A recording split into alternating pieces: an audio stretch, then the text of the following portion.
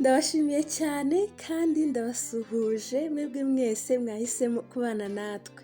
Uyu munsi tugiye kugaruka ku mazina. Amazina atatu ajyanye y'abana b'abahungu. Ntimucikwe. Ndashimira cyane mwebwe mwamaze gukora subscribe.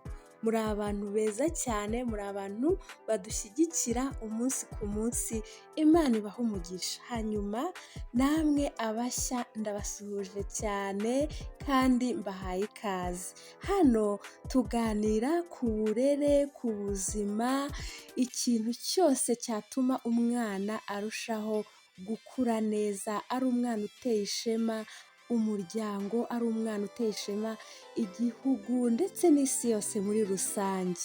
Hanyuma turebera hamwe nk'ababyeyi icyo twakora kugira ngo turusheho gukomeza kurera uwo mwana ushoboye, uwo mwana ufite ejo hazaza heza. Nuko rero niba uri umubyeyi cyangwa se ubyitegura, ahangaha niho hawe, ukore subscribe kugira ngo tujye tubana mu biganiro byacu bitandukanye. Twihuse rero ku nsanganyamatsiko yacu y'uyu munsi, uyu munsi tugiye kugaruka ku mazina nk'uko nabivuze, amazina y'abana b'abahungu. Izina rya mbere twabahitiyemo uyu munsi ni Igabe Mati Ismael. Igabe ni izina ry'ikinyarwanda riva ku nshinga kugaba. Matisi risobanurwa ngo impano y'Imana. Mayel bivuze ngo igikomangoma cyangwa se umunyacyubahiro. Izina rya kabiri ni Inganzo Hans Noran. Inganzo ni izina ry'ikinyarwanda riva ku nshinga guhanga. Hans bisobanuye ngo Imana igira ubuntu. Noran bisobanuye ibyishimo, umucyo cyangwa se ubwiza. Izina rya gatatu twabahitiyemo ni Arande Odi Timeo. Arande ni izina ry'ikinyarwanda riva ku nshinga kuranda cyangwa se kurandaranda, cyangwa se ubwo umuntu yavuga ko bivuze kwaguka. Odi risobanurwa ngo ubukire cyangwa se uburumbuke. Timeo risobanurwa mu kinyarwanda ngo icyubahiro cy'Imana cyangwa se uwubaha Imana. Noneho izina rya kane ni Ahirwe Eden Davin. Ahirwe ni izina ry'ikinyarwanda riva ku nshinga guhirwa. Eden risobanurwa ahantu heza cyangwa se ahantu heza hasa neza muri paradizo.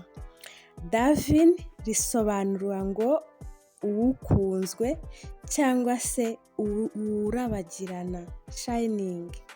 Hanyuma izina rya gatanu ni Ogera Mark Alvin. Ogera ni izina ry'ikinyarwanda riva ku nshinga kogera cyangwa se kwamamara. Mark bisobanura umuhungu. Alvin bisobanura inshuti nyanshuti. Izina rya gatandatu mu mazina y'abana b'abahungu twabateguriye uyu munsi ni Abewe Reni Alessio. Abewe ni inshinga kuba nyine unique, kuba umuntu wihariye. Abewe. Reni bisobanura umuntu ukomeye, ufite imbaraga nyinshi zijya kugereranywa n'imbaraga z'intare. Alessio bisobanura umurinzi. Izina rya karindwi twabahitiyemo ni Gabirwa Enzo Benicio. Gabirwa ni izina ry'ikinyarwanda riva ku nshinga kugaba, kugabirwa. Enzo bisobanura umuyobozi. Benicio bisobanura umunyamugisha. Izina rya munani ni Cyogere Kare Gradi. Cyogere ni izina ry'ikinyarwanda riva ku nshinga kogera cyangwa se kwamamara. Kare bisobanura umugabo. Gradi bisobanura ubudasanzwe. Izina rya cyenda ni Ikuzo Ariel Serville. ikuzo ni izina ry'ikinyarwanda riva ku nshinga gukuza cyangwa se gusingiza, gushyirwa hejuru, ikuzo.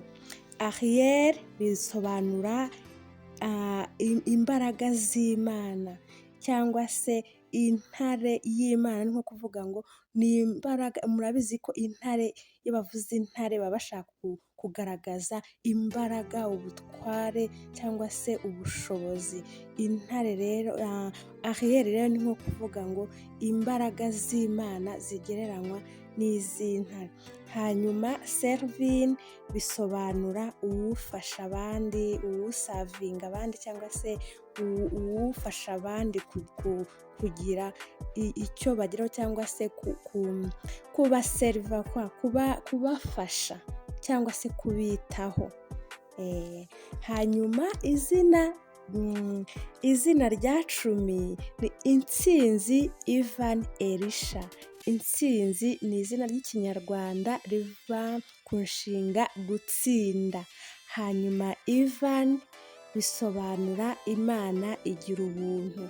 Elisha bisobanura Imana niyo gakiza kanjye. Izina rya 11 twabahitiyemo uyu munsi ni Rwego Jeda Tirani.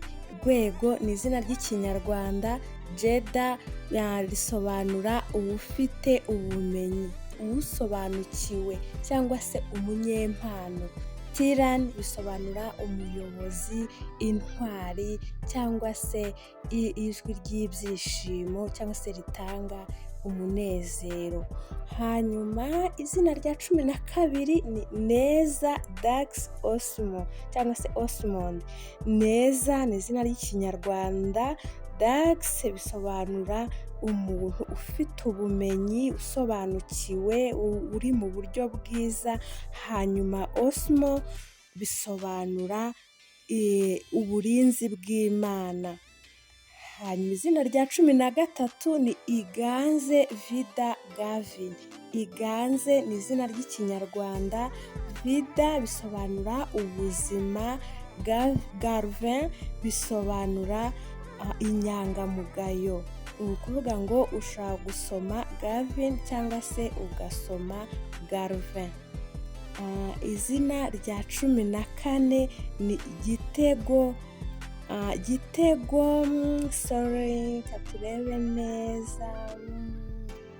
Gitego David Garne. Gitego ni izina ry'ikinyarwanda, David bisobanura ubukunzwe cyangwa se bikongera bigasobanura inshuti. Hanyuma Garne bisobanura urukundo cyangwa se uburinzi. Izina rya 15 ni Kimbo Kobi Adoni cyangwa se Adonis. Kimbo ni izina ry'ikinyarwanda, kuba mu kimbo, kuba mu mwanya wa runaka.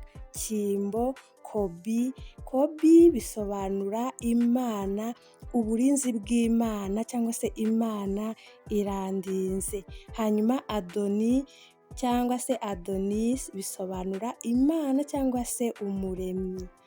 Izina rya 16 ni Rama Shiva Garen. Rama bisobanura kurama, ni izina ry'ikinyarwanda riva ku nshinga kurama, kubaho. Hanyuma Shiva bisobanura amahirwe, Garen bisobanura umutuzo cyangwa se ahantu hatuje, umuntu utuje, umuntu uguwe neza. Hanyuma izina dusorejeho uyu munsi ni Aduhire Caleb. Aduhire Caleb Jessa.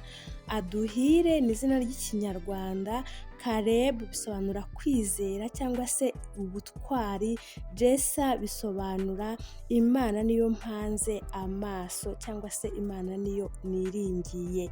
Ndabashimiye cyane mwese twabanye muri aya mazina, ndizera ko utari buburemo rimwe rumva rikunogeye wakwita umwana. Ndabashimiye cyane rero.